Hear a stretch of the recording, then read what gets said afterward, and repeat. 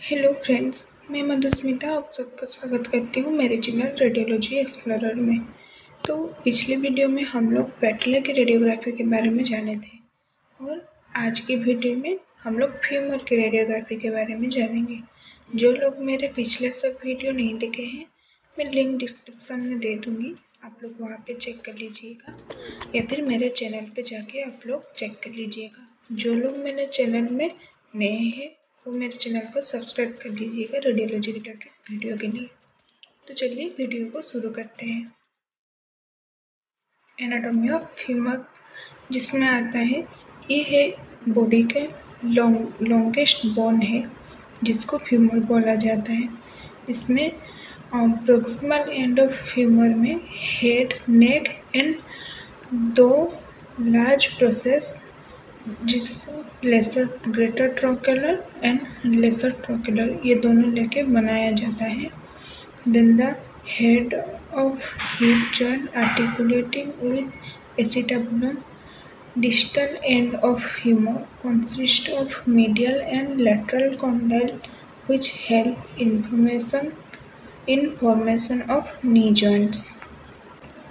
तो चलिए उसका रेडियोग्राफिक पोजीशनिंग के बारे में जानते हैं। रेडियोग्राफिक फ्यूमर रेडियोग्राफिक पोजीशन में दो पोजीशन आता है प्रोजेक्शंस, जिसमें आता है basic projections and special projections. Basic projection में आता है AP and lateral and special projection में आता है for neck of femur and shaft of fracture. AP view including knee joint. AP view में हम लोग एक नी जॉइंट को इंक्लूड करके इसका व्यू करेंगे। तो पेशेंट पोजीशनिंग में take radiograph with patient in supine position. Patient supine position में रहेगा, लेग स्लाइडली इंटरनल रोटेट होगा ताकि एपिकोंडाइल्स इमेज रिसेप्टर से पैरेलल होके रहे।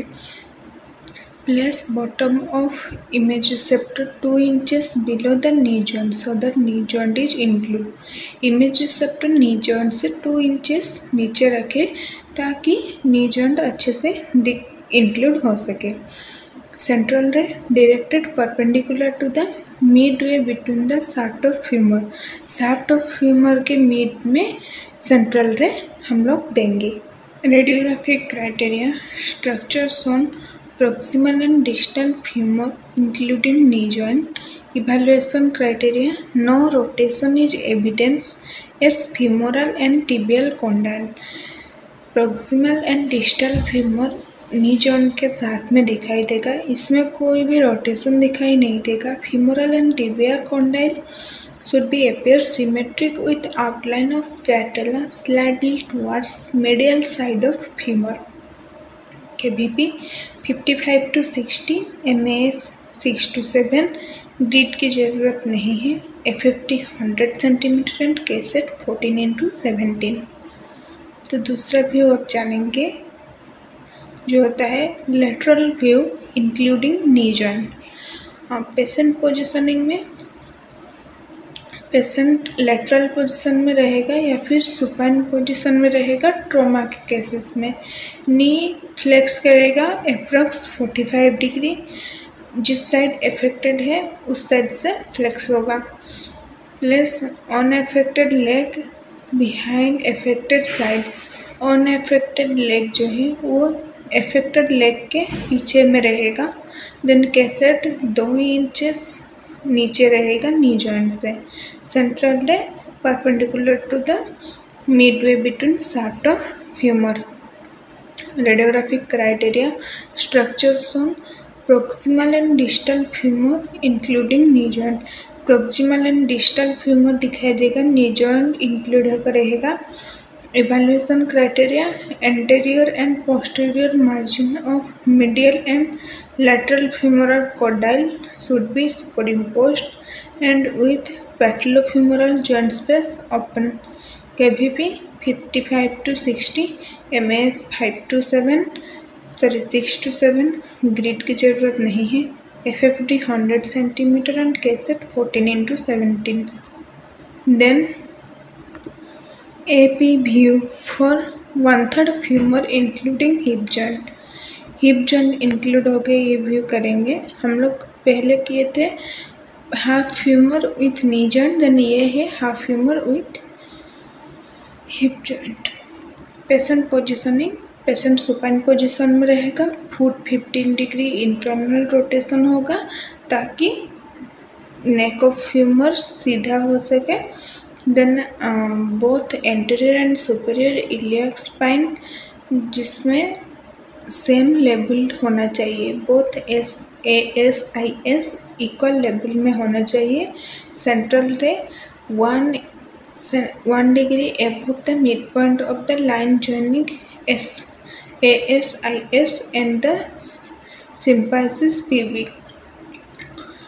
सेंट्रल रे जो होगा वो 1 इंचेस एबव जिस पॉइंट में लाइन ज्वाइन हुआ है ASIS एंड प्यूबिक सिम्फाइसिस से। Radiographic criteria, structures on hip joint and proximal 1/3 of femur, hip joint and 1/3 of femur दिखाई देगा। एंड पेल्विस जो है वो ASIS से नीचे प्यूबिक सिम्फाइसिस तक दिखाई देगा। Evaluation criteria, the greater trochanter and femoral head and neck should be seen, tip of lesser trochleter is visible। Femur including knee joint, lateral projection में patient positioning, patient supine position में रहेगा and align affected hip to the center of the table, center of the table से align होके रहेगा।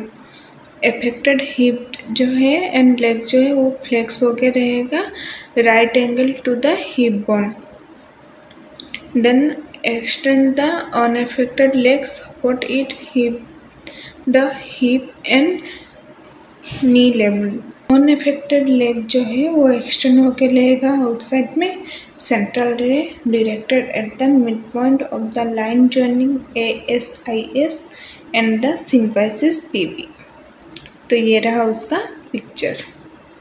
Radiographic criteria, structures on hip joint, proximal 1/3 of the femur and the pelvis from the level of ASIS to the pubic bone।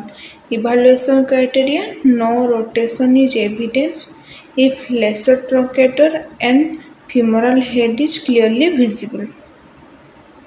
Neck of femur, axiolateral view, patient positioning, patient supine position में रहेगा, elevate pelvis 1 to 2 inches if possible by placing under it suitable support। Flex the elevate unaffected leg to make thigh near vertical position। Support this position by resting foot on suitable support। Internally rotate affected leg 15 to 20 degree if possible। Place image receptor on the lateral aspect of thigh and adjust so that it parallel to femoral neck and perpendicular to the central ray।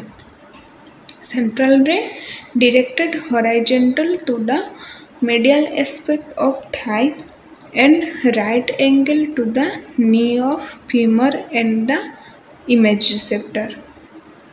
Radiographic criteria, structures on anterior femoral head and neck।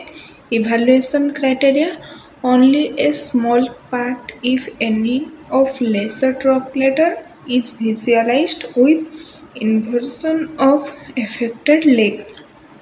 Only the most distal part of femoral neck should be superimposed by greater trochleter। KVP 55 to 60, MAS 6 to 7, breed की ज़रूरत नहीं है। FFT 100 centimetre and cassette 14 into 17। तो ये था हमारा आज का वीडियो अच्छे लगे हो तो वीडियो को लाइक करना एंड ऐसे ही रेडियोलॉजी रिलेटेड वीडियो के लिए चैनल को सब्सक्राइब जरूर करना। तो मिलते हैं नेक्स्ट वीडियो में, तब तक के लिए बाय बाय।